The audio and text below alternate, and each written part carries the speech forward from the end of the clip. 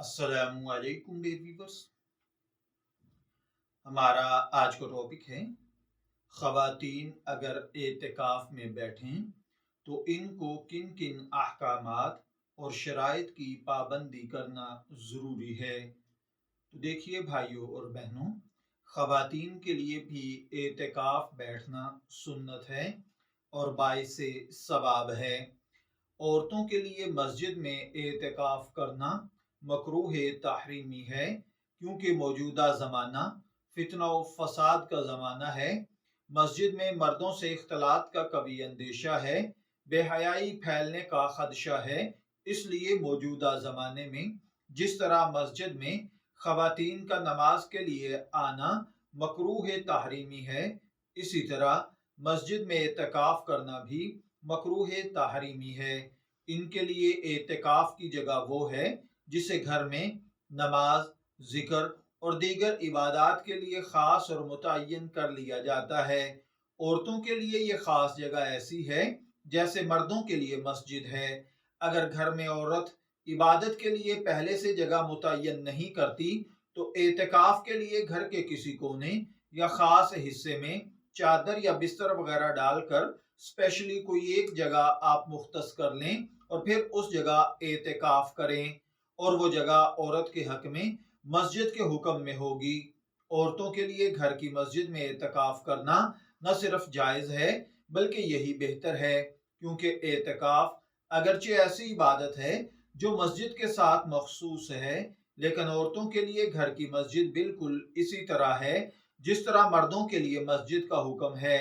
यही वजह है मस्जिद में आप अलैहिस्सलातो वस्सलाम की मौजूदगी में जमात के सवाब की फसीलत के बावजूद औरतों को घर में नमाज पढ़ने को पसंद फरमाया गया, और उनकी घर की मस्जिद को नमाज में मस्जिद के साथ जमात अदा करने का दर्जा दिया गया, और उनकी नमाज को घर के अंदर वाले हिस्से में पढ़ने को अफजल बताया गया है।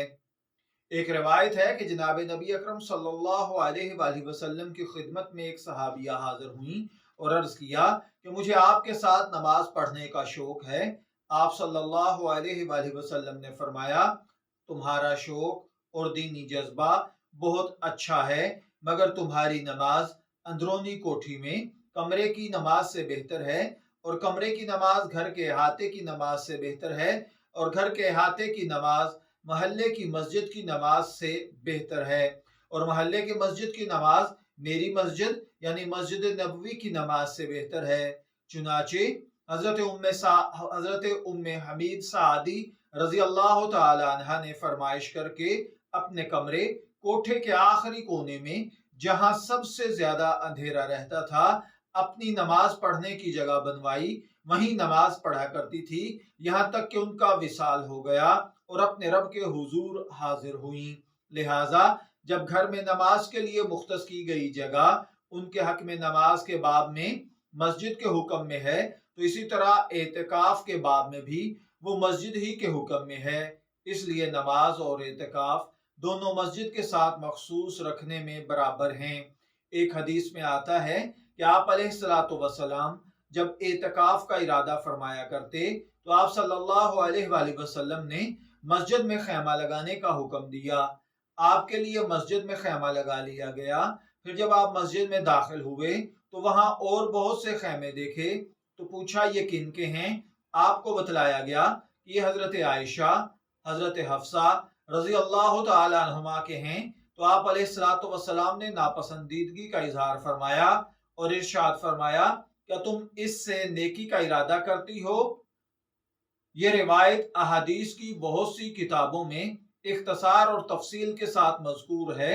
बाज़ रिवायात में हजरत ज़ैनब का भी जिक्र आता है।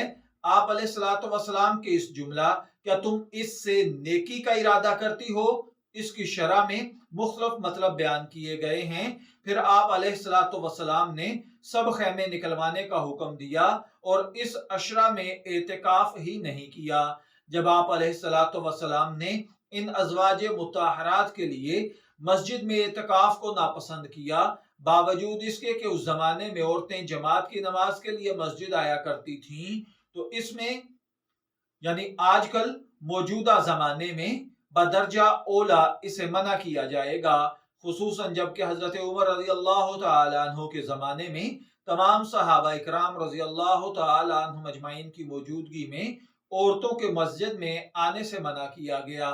और हजरत आयशा ने खुद फरमाया कि आप हुजूर सल्लल्लाहु अलैहि वसल्लम आज होते तो आप खुद औरतों को रोक देते।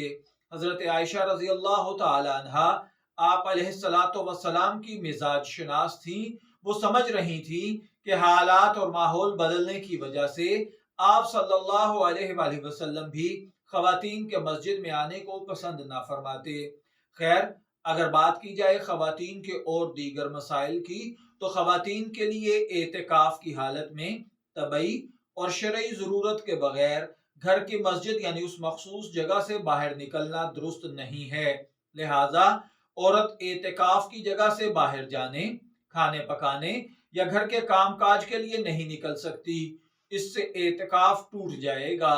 अगर उसको बाहर से उसके अपने लिए कोई खाना लाकर देने वाला नहीं है तो ये बाहर खाना उठाने के लिए जा सकती है।